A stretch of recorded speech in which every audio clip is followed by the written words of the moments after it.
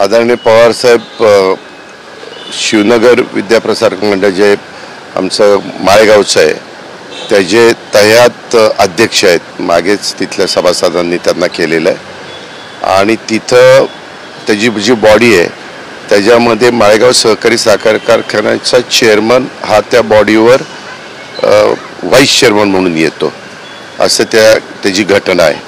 त्याच्यामुळे ती इलेक्शन झाल्यानंतर त्याबद्दलची जी मीटिंग होती त्या मीटिंगच्या करता मी आलेलो होतो।